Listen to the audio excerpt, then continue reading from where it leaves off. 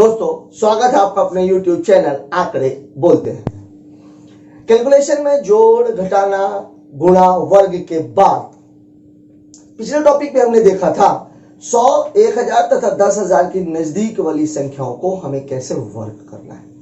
आज हम उससे थोड़ा सा एक स्टेप आगे बढ़ रहे हैं कि 100, 1000 तथा 10,000 की नजदीक वाली संख्याओं को गुणा कैसे करते हैं। वास्तव में वर्ग भी गुणा ही है, लेकिन वहां पर और यहां पर फर्क क्या है। जब मैं वर्ग की बात करता हूं तो दो समान संख्याओं का मल्टीप्लिकेशन होता है, लेकिन जब मैं गुणे की बात करता हूं तो यह आवश्यक नहीं है कि दोनों संख्याएं क्या हो, समान हो। पहली बात। दूसरी बात, जब हम वर्ग करते हैं तो या तो संख्या 100, 1000, 10,000 से ज्यादा होती है और या तो कम होती है। मतलब अंतर या तो दोनों धन में होता है या तो दोनों ऋण में होता है। और धन का गुणा भी धन, ऋण और ऋण का गुणा भी धन। लेकिन गुणे वाले पार्ट में हम देखेंगे कि जब एक संख्या कम हो और एक संख्या ज्यादा हो तो उन्हें कैसे गुणा करेंगे। क्यों? क्योंकि वहां पर धन और ऋण का गुणा क्या हो जाएगा, ऋण। ऐसे सवालों को हमें कैसे डील करना, आइए देखते हैं। पहला सवाल आपको दिख रहा है 87 गुणे 87। बेसिकली इसका जो बेस है, इन संख्याओं की अगर मैं बात करूं यहां तक की, तो ये सारी संख्याओं का जो आधार है, ये कितने आधार वाली संख्याएं हैं, 100 आधार वाली। 100 आधार वाली संख्या में मैंने आपको ये बात बताई थी कि जो दूसरा हिस्सा है, चूंकि गुणा दो हिस्सों में होता है तो दूसरे हिस्से में अंक कितने रहेंगे, 2। और अगर यही संख्या 1000 के नजदीक होगी तो अंक कितने रहेंगे, 3। और अगर 10,000 के नजदीक होगी तो अंक कितने रहेंगे, 4। यहां अगर मैं बात करूं, ये 87 का स्क्वायर भी हम इसको कह सकते हैं। वास्तव में ये क्या है, ये मैंने आपको एक तरह से रिवीजन के लिए दिया हुआ है। ये कितनी है सर, ऋण 13। ये भी कितनी है, ऋण 13। 13 में 13 का गुणा होगा तो कितना आ जाएगा, 169। लेकिन 100 में 2 जीरो है, इसलिए 2 ही अंक ले सकते हैं, इसलिए 1 कहां चला जाएगा, हासिल में। अब 87 में 13 को घटाना है तो ये 7 में 3 गया 4, 8 में 1 चला गया 7। अब ये 74 और ये जुड़ जाएगा तो उत्तर कितना हो जाएगा, 75, 69। इसकी बात कर लेते हैं, सेम चीज है। इस डाटा को मैं थोड़ा सा बदल देता हूं, इसको मैं कर देता हूं 8। अब क्या है यहां पर, ये कितनी है, ऋण 7, ये कितनी है, ऋण 2। दोनों अलग अलग है लेकिन दोनों ऋणात्मक है। तो 7 दूनी 14, 2 ही अंक चाहिए, 2 अंक है। 93 में 2 चला जाएगा तो उत्तर कितना, 51। इसकी बात कर लेते हैं, इसको भी बदल देता हूं, इसको मैं कर देता हूं 18। अब यहां पर ये कितना है, धन 14, ये कितना है, धन 18। 14 8 112 की 2 हासिल है 11। 14 एक कम 14 और 11 25। लेकिन अब 25 को लिखेंगे कैसे, 5 यहां पर और 2 कहां, हासिल में। ध्यान रखिएगा बेस अंक कभी भी 100 है।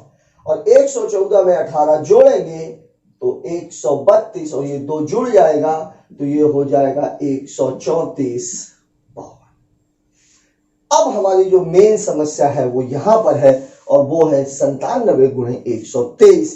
ये सवाल ऐसा है जिसमें ये संख्या 100 से कम है और ये संख्या 100 से ज्यादा है। इसे मैं थोड़ा आपको अलग से समझा देता हूं। सवाल एक्चुअल में क्या बोल रहा है, 97 और 97 गुणे कितना है, 123। ये डाटा कितना है, ऋण 3 और ये डाटा कितना है, धन 23। अब जब हम इसको हल करेंगे तो सवाल क्या बनेगा, 3 त्रिकाई 9, 3 दूनी 6, लेकिन धन और ऋण का गुणा ऋण। ये हमारा पहला हिस्सा है। 97 में 23 को जोड़े, 123 में 3 को घटाएं तो ये कितना हो जाएगा, 120। अब एक बात आपको याद रखनी है, चूंकि ये आपका 100 है, मतलब ये जो डाटा 120 है, तो आपके पास 120 नोट कितने के हैं, 100 के। और आपको कर्ज कितना लौटाना है, 69 रुपए। जब अपन ने धन और ऋण वाले कैलकुलेशन की बात की थी, वहां मैंने आपको इस बात को बहुत अच्छे से बताया था, अंकों को अंक नहीं रुपए समझो। ये हमारे पास 100 के कितने नोट हैं, 120 नोट, और मुझे कर्ज कितना लौटाना है, 69। मतलब मैं क्या करूंगा, 119 नोट मैं अपने पास रखूंगा और 100 का एक नोट इसे दे दूंगा तो ये 69 रुपए काट के मुझे कितने रुपए लौटा देगा, 31 रुपए। मतलब यहां पर डाटा है ये ऋण 3 और ये कितना है, धन 23। 23 तिहाई ये कितना हो जाएगा, 69, लेकिन ऋण में और यहाँ ये 97 में 23 है, 123 में 3 को घटाना है तो ये कितना 120। 100 का नोट हम अलग रखेंगे, 119 मेरे पास बच गए, 100 में 69 चला जाएगा तो बचेगा कितना 31। मतलब इस सवाल का जवाब हो जाएगा 11,931। इसकी बात कर लेते हैं, ये कितना है ऋण 17 और ये कितना है 27, लेकिन कौन सा धन। अब इसको लगाएंगे तो कैसे, 17 सत्ते 119 की 9, 11 बचा, 17 दूनी 34 और 11 45, लेकिन क्या है में ऋण। अब 127 में 17 घटेगा तो कितना है 110। अब मेरे पास 110 किसके नोट है 100 के, कर्जा मुझे कितना लौटाना है 459 रुपए। 5 नोट मैं इधर दे दूंगा तो मेरे पास कितना बचेगा 105 नोट, और जब 500 रुपए इसको दिए जाएंगे तो 459 रुपए काटने के बाद वो मुझे कितना लौटा देगा 41 रुपए। इसकी बात कर लेते हैं 76, मतलब ये कितना है ऋण 24 और ये कितना है धन 25। मैंने आपको बताया था 24 में 25 का गुणा, 4 6 24, 25 चौके 100, 6 दहा 600, तो ये 00 और 6, लेकिन ऋणात्मक में।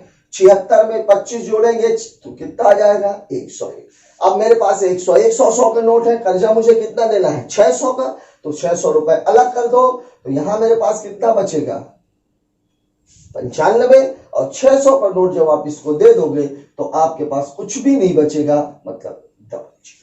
इसकी बात कर लो, ये कितना है धन 57 और ये कितना है ऋण 16। 16 सत्ते 112, 16 पंचे 80, 80 और 11 91 ऋण में। अब यहां पर 84 में तो ये 7 4 11, 8 5 13 1 14, 912। मुझे जरूरत कितने की है 1000 के नोट की। मेरे पास कितने नोट हैं 141, ये सैकड़े वाला है, ये कितने वाला है 1000 वाला, तो यहां से मैं कर्जा लूंगा कितना 1000 रुपए। ध्यान रखिएगा ये मैंने यहाँ पे कितना लिया है 1000 रुपए, तो यहाँ पे कितना बचेगा 131। 1000 रुपए लौटा देंगे तो उत्तर कितना 88। इसकी बात कर लेते हैं, ये कितना है ऋण 11, ये कितना धन 47, तो 7 7 4 11, 11 सत्ते 77, 11 चौके 44 और 7 51, माइनस में 89 में 47 जोड़ दिया, 7 में 1 गया 6, 14 में 1 गया 13। मुझे कितने की जरूरत 517 रुपए का कर्जा है, पूरा 600 रुपए इसको दे देंगे तो यहां से बचेगा मेरे पास 130 रुपए, और 600 रुपए में से इसको घटा देंगे तो ये कितना बचेगा 83। दोस्तों ये वाला जो हिस्सा है धन और ऋण का गुणा वाला, इसे सारे सिस्टम में यही लगेगा।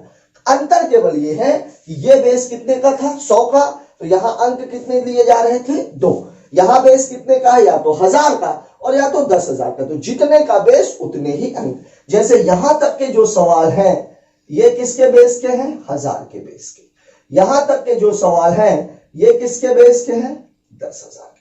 बस यही एक मोटी चीज आपको याद रखनी। यहां की अगर मैं बात करूं तो ये कितना है धन 23, ये कितना है धन 17, 17 51, 17 दूनी 34 और 5 39। 1023 में 17 जोड़ो या 1017 3 20, 20 20 40, 1040, मतलब इसका फाइनल उत्तर 1040 391। इसकी बात कर लेते हैं, ये कितना है ऋण 16 और ये कितना है ऋण 16 नहीं है 144। 984 में चाहे 9 घटा दो, चाहे 91 में 9 जोड़ दिया, पूरा 1007 बच गया 1007। इसकी बात कर लेते हैं, ये कितना है ऋण 15 और ये कितना है धन 29। फिर वही बात 15 नहीं है 135, 3 13, 15 दूनी 30 और 13 43 ऋण में। 1085 में चाहे इसको जोड़ दो और चाहे इसमें इसको घटा दो, घटा देंगे तो 1014। अब ये ध्यान रखिएगा, तो ये जो 1014 है ये 1014 किसके नोट है 1000 के। यहां मुझे कितना चाहिए 400 रुपए। अब अगर मुझे ये 435 रुपए कर्जा देना है तो मुझे 1000 के एक नोट की जरूरत पड़ेगी। 1000 का एक नोट यहां से वापस ले लेते हैं, 1013।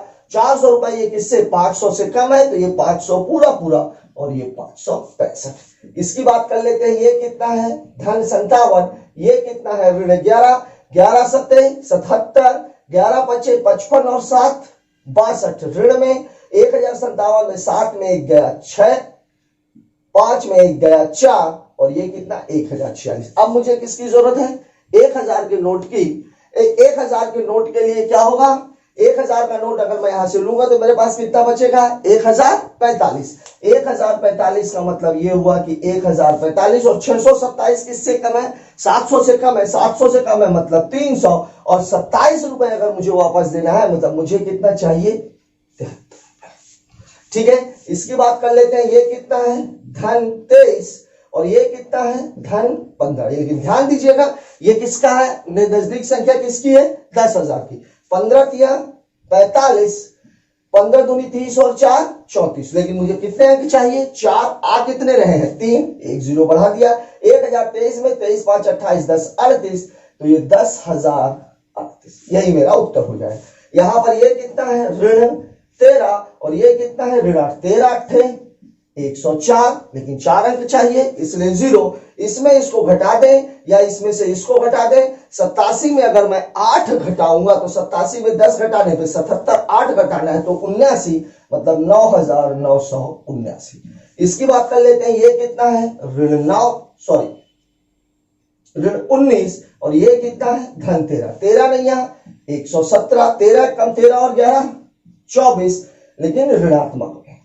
ध्यान दीजिएगा। अब थोड़ा सा जगह लेकर के लिख लेते हैं। अब इसकी बात करें 9,981 में अगर मैं 13 जोड़ूंगा तो 3 और 1 4, 8 और 1 9 और ये पूरा। लेकिन ये नोट कितने कितने के हैं? 10,000 के। ध्यान रखिएगा 10,000 के नोट है मतलब ये इसमें से आप निकालोगे तो कितने निकलेंगे? 10,000। ये 1,000 से भी कम है।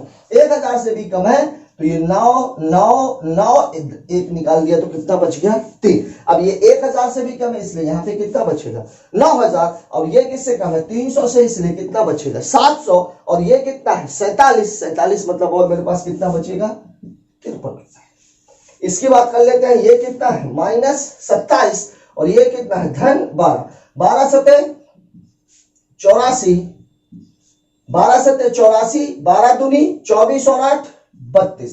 ध्यान दीजिएगा ये डाटा भी 10,000 से कम है। 9,973 में 3 2 5 7 1 8 और ये पूरा कितना? 99। एक अलग करो तो ये कितना हो जाएगा? 99 84 पूरा 1,000 से कम है इसलिए 9,000। अब ये कितने किससे कम है? 700 से। ये किससे कम है? 400 से। 400 से कम है मतलब ये कितना हो जाएगा? 600। अब 24 रुपए है। 24 रुपए करने के लिए ये किससे कम है? 30 से मतलब 70 और 6 76। दोस्तों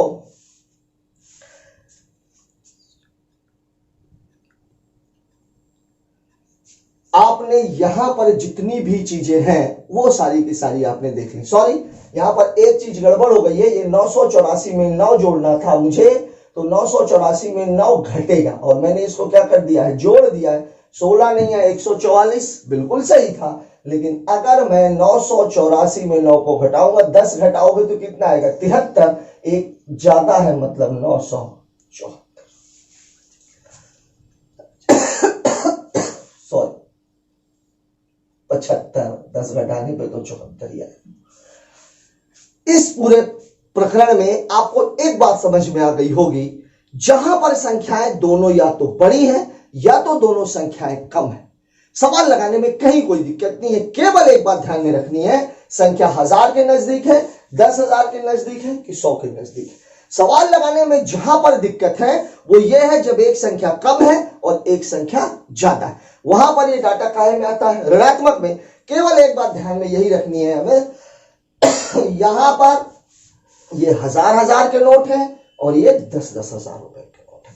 ये बात अगर आप ध्यान में रखेंगे पूरा का पूरा कैलकुलेशन आपके लिए बहुत इजी हो जाएगा। दोस्तों आज का ये वीडियो आपको कैसा लगा कमेंट बॉक्स में जाकर के जरूर बताएं। एक बात और मैं आपको कहना चाहता हूं, सिंप्लीफिकेशन में जब भी इस तरह का कोई भी क्वेश्चन आता है उसका एक निश्चित ट्रैक होता है, हमें उस ट्रैक को समझने की जरूरत है। एक बार अगर हमने उस ट्रैक को अच्छे से पकड़ लिया सवाल बिल्कुल इजी हो जाते हैं। प्रैक्टिस करते रहिए, प्रीवियस ईयर पेपर्स भी लगाइए, आप देखेंगे प्रीवियस ईयर पेपर्स में कुछ इसी टाइप का कैलकुलेशन आपको मिलेगा। अगर कोई दिक्कत समझ में आती है तो कमेंट बॉक्स में जाकर के जरूर पूछें। यदि आपको वीडियो पसंद आया है तो प्लीज इसे सब्सक्राइब और शेयर करें। Thank you. जय हिंद।